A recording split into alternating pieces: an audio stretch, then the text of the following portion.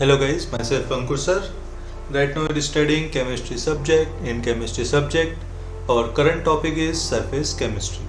So guys, अभी तक हमने surface chemistry में adsorption पढ़ लिया है और catalyst के टॉपिक को हम आज ऑलमोस्ट कंप्लीट कर लेंगे, पूरा कंप्लीट ही कर लेंगे.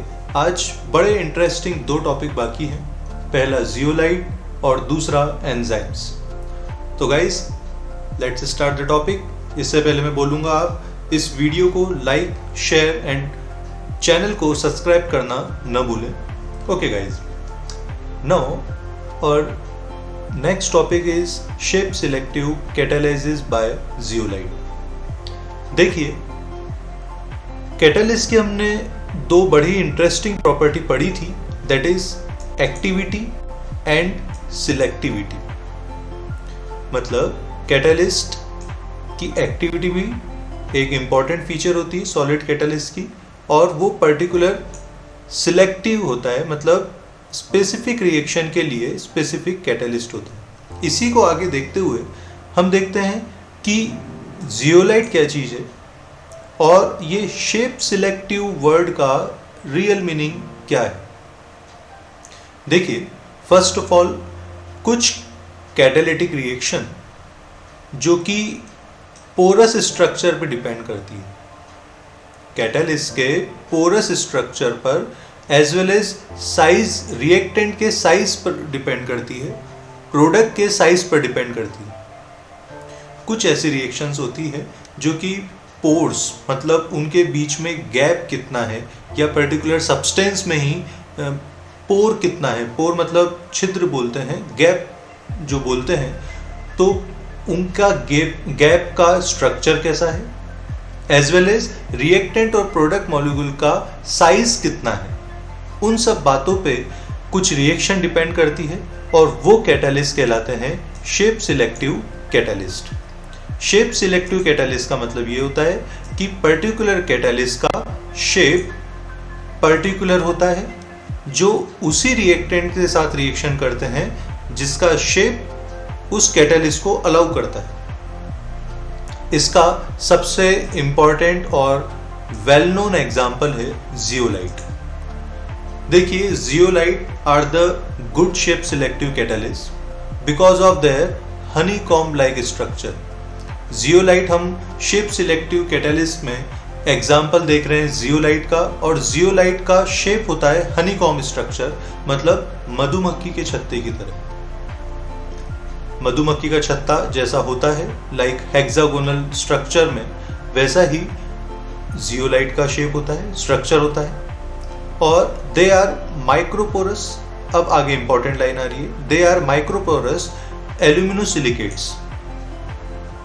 एल्यूमिनोसिलिकेट्स आपको याद रखना है, जियोलाइट क्या होते हैं, microporous एल्यूमिनोसिलिकेट्स with 3D network of silicates. और कुछ सिलिकॉन एटम को एल्यूमिनियम रिप्लेस कर देते हैं. तो ultimately aluminium OSI framework, ALOSI framework zeolite का होता है. इम्पॉर्टेंट है कि जियोलाइट का फ्रेमवर्क का स्ट्रक्चर कैसा रहता है. ALOSI, ये एल्यूमिनियम क्या हुआ, सिलिकॉन एटम्स की जगह पर कुछ एल्यूमिनियम एटम्स आ गए हैं, उसकी वजह से एल्यूमिनियम भी आ चुका. और एक्चुअल में जियोलाइट को बोलते हैं एल्यूमिनोसिलिकेट्स. The reaction taking place in zeolite it depend upon the shape and size. तो शेप सिलेक्टिव कैटालिस्ट की रिएक्शन किस पर डिपेंड करेगी गाइस, शेप पर और साइज पर, रिएक्टेंट की एज वेल एज प्रोडक्ट. और यहां पे रिएक्शन पोर्स पे भी डिपेंड करती है और कैविटीज के भी डिपेंड करती है. पोर्स मतलब उनके बीच में गैप कितना, छेद कितना है, और कैविटीज मतलब दो स्ट्रक्चर के बीच में गैप कितना है. They are found in nature as well as synthesize for catalytic selectivity. तो हमारे जो जियोलाइट होते हैं वो नेचुरल भी होते हैं और सिंथेसाइज भी होते हैं. Zeolites are widely used specially in petrochemical industry. अब पेट्रोकेमिकल में जियोलाइट कैसे यूज होता है, तो भाई हाइड्रोकार्बन को क्रैकिंग और आइसोमराइजेशन करने में। एक मैंने हाइड्रोकार्बन लिया, उसको तोड़ा, या हाइड्रोकार्बन लिया और उसका दूसरा आइसोमर बनाया।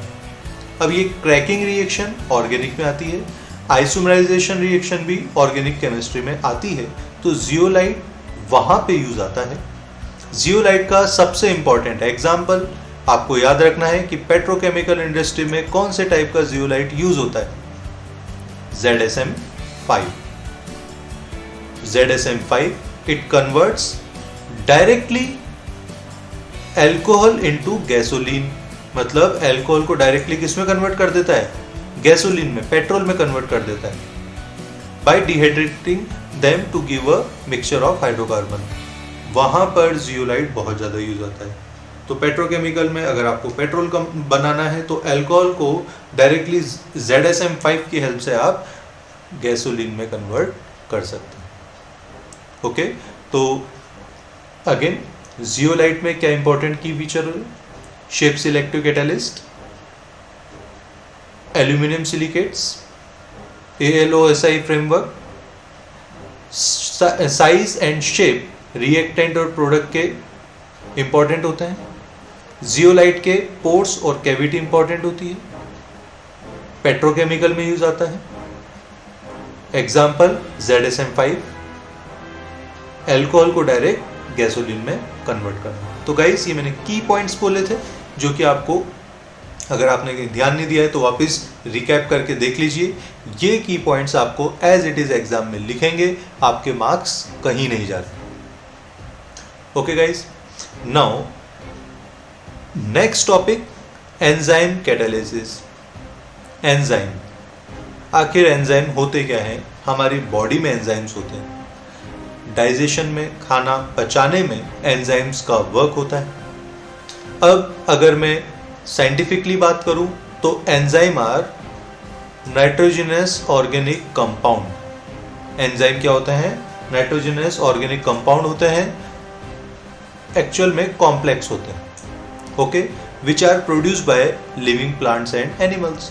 एनिमल और प्लांट्स के अंदर नाइट्रोजनियस कॉम्प्लेक्स ऑर्गेनिक कंपाउंड जो बनते हैं उसे बोलते हैं enzymes. They are actually protein molecules. अब प्रोटीन में भी कौन सा?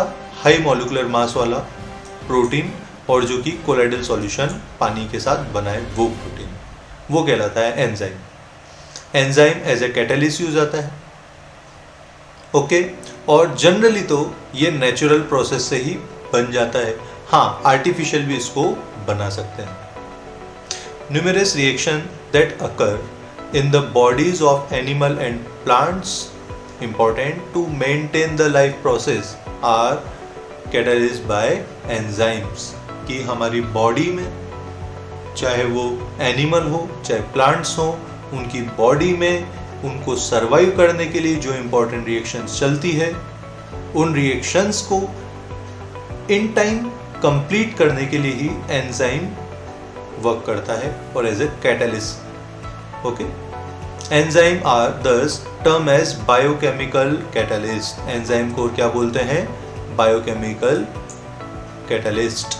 और इस फिनोमेनन को बोला गया ऑब्वियसली बायोकेमिकल कैटालिसिस।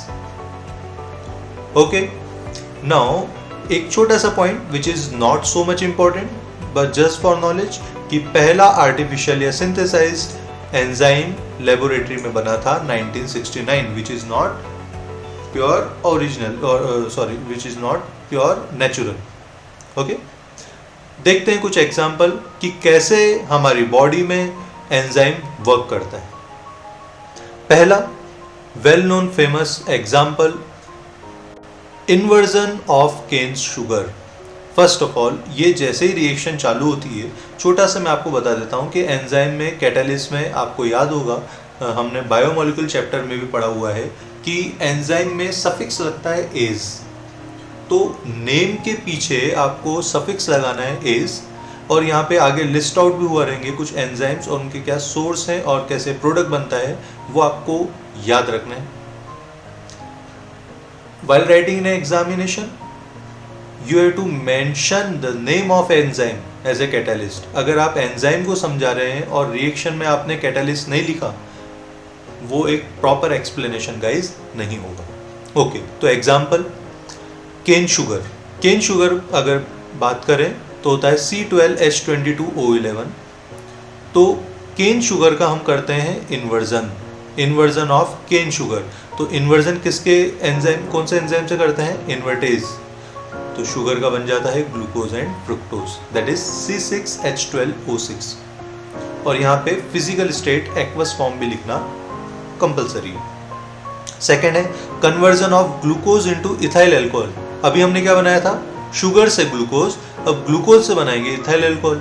तो conversion of glucose into ethyl alcohol, the जाइमेज enzyme converts glucose into ethyl alcohol. अब आपको एज इट इज डायरेक्ट याद रखना है कि जाइमेज ही वो कैटालिस्ट है जो ग्लूकोज को डायरेक्ट इथाइल अल्कोहल में कन्वर्ट करता है। हाँ, CO2 और गैस वगैरह बन के अलग हो जाती है, वो एक बात अलग है। अब स्टार्च का फॉर्मूला C6H10O5 का होल N से स्टार्च बोलते हैं। को किस में कन्वर्ट करना है हमें? माल्टोज में। और माल्टोज होता है C12H22O11। राइट। माल्टेज जो है केन शुगर की तरह फॉर्मूला होता है, स्ट्रक्चर इनका डिफरेंट होता है। तो माल्टोज को बनाते कैसे हैं? स्टार्च को डाइस्टेज एंजाइम से हम डायरेक्ट माल्टोज में कन्वर्ट करते हैं। ओके, अब माल्टोज को ग्लूकोज में कैसे कन्वर्ट करते हैं? C12H22O11। अगर माल्टोज है तो माल्टेज एंजाइम से हम उसको ग्लूकोज में कन्वर्ट कर सकते हैं। ये सब बायोकेमिकल रिएक्शन से आपको एज इट इज याद रखना है। डीकम्पोजिशन ऑफ यूरिया होता है NH2CO NH2। डीकम्पोजिशन करेंगे हाइड्रोलिसिस, H2O के साथ ऐड करेंगे तो यूरिया को डीकम्पोज करेंगे जब अमोनिया और कार्बन डाइऑक्साइड में, तो हमारा एंजाइम यूज आएगा यूरिएज। हमारे पेट में, स्टमक में, the pepsin enzyme converts protein into peptides. Okay, हमारे प्रोटीन को पेप्टाइड्स में कौन कन्वर्ट करता है? Pepsin enzyme. While in intestine the pancreatic trypsin converts protein into amino acid by hydrolysis. Okay, अब मिल्क को कर्ड में, दूध को दही में कैसे कन्वर्ट होता है? तो conversion of milk into curd, it is an enzymatic reaction brought about by lactobacilli enzyme, okay, present in curd। जैसा मैं टेबल में आपकी बात कर रहा था कि टेबल एक छोटी सी आपको जो एंजाइमेटिक रिएक्शन है उनकी याद रखनी है। एंजाइम्स के नेम फर्स्ट ऑफ ऑल आप फेमिलियर होंगे, invertase, zymase, diastase, maltase, urease, pepsin. Source दोनों इन्वर्टेज, जाइमेज ईस्ट से, माल्ट से, ईस्ट से, सोयाबीन से स्टमक में बनते हैं, और सुक्रोज से, लेट से ग्लूकोज, फ्रुक्टोज में कैसे एंजाइमेटिक रिएक्शन हो रही है। तो ये आपको एज इट इज़ याद रखना है। ये काइंड ऑफ ऊपर वाली रिएक्शन की समरीज ही है। तो अगर आप इसको याद रखें तो आपको ऊपर वाली रिएक्शंस याद हो जाएगी, ऊपर वाली रिएक्शन याद रखें तो आपको टेबल याद हो जाएगी। It's a summarise form. तो आपने अभी एंजाइम पढ़ा, एंजाइम में कुछ इंटरेस्टिंग बातें भी है, और ये भी इम्पोर्टेंट बात पता लगी कि हमारी बॉडी में एनिमल और प्लांट्स को सर्वाइव करने के लिए एंजाइम ही बहुत ज़्यादा इम्पॉर्टेंट रोल प्ले करता है। अब कैरेक्टरिस्टिक, और कैरेक्टरिस्टिक पढ़ के आप और ज़्यादा थोड़े से like you will wonder like how magically enzyme works in our body. पहला तो एंजाइम का कैरेक्टरिस्टिक है मोस्ट हाईली एफिशिएंट। अब देखिए एंजाइम अपनी बॉडी में बहुत सारे होते हैं, एक नहीं होते, 100 नहीं, 1000 नहीं, लॉट्स ऑफ एंजाइम होते हैं। क्वेश्चन ये आता है एक एंजाइम 1 मिनट में कितनी रिएक्शन करता होगा? एक एंजाइम क्या 100 रिएक्शन कर सकता है 1 मिनट में, विद इन अ मिनट? ज़्यादा करता है, एंजाइम 1000 करता होगा, 10,000 करता होगा। Guys you will be surprised कि एंजाइम हमारी बॉडी में 1 मिनट में एक एंजाइम 1 मिलियन मॉलिक्यूल्स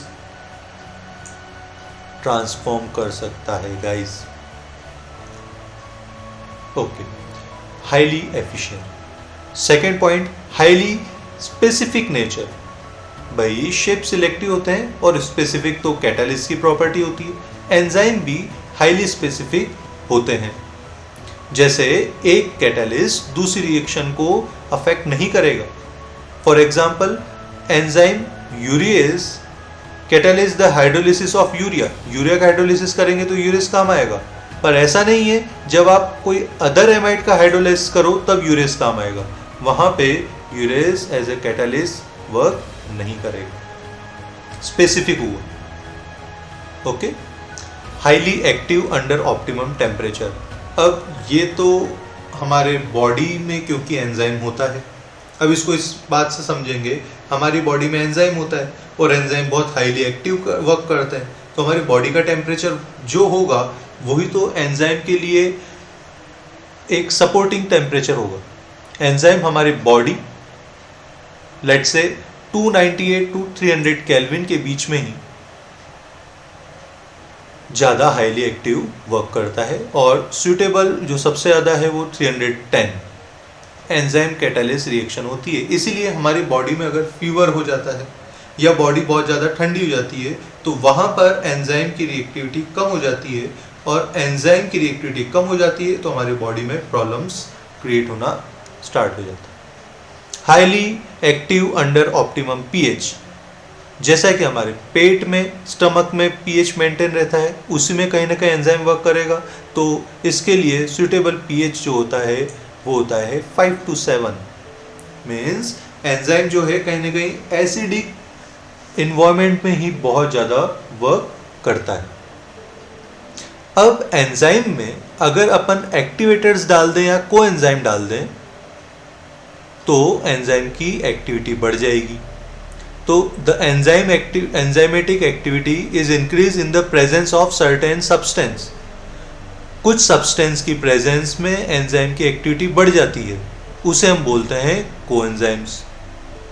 ओके, जैसे it has been observe when a small non protein मतलब vitamin is present along with enzyme. अगर एंजाइम के साथ विटामिन भी प्रेजेंट हो गया तो एंजाइम की एक्टिविटी को बढ़ा देता है। तो एंजाइम जो बॉडी में हमारी नीड्स फुलफिल करता है, विटामिन के आने पे वो नीड्स और अच्छी तरह फुलफिल हो जाती है। मतलब यहाँ पे विटामिन हुआ कोएंजाइम। Okay, activators. अब generally activators are generally metal ion, जैसे sodium plus Mn+2 and all metal ions जो होते हैं वो एक्टिवेटर्स होते हैं। Okay, these metal ions which weakly bonded to enzyme molecules increase their catalytic activity। और ऐसे ऐसे सब्सटेंस जो कि कैटालिस्ट की एक्टिविटी को कम करते हैं, लो करते हैं, तो उन्हें बोलते हैं इनहिबिटर्स और poisons. Like ordinary catalyst, enzyme are also inhibit और poison by presence of certain substance, जो कि एंजाइम की एक्टिविटी को कम कर देते हैं या ख़त्म ही कर देते हैं उनकी कैटालिटिक एक्टिविटी को। The use of many drugs is related.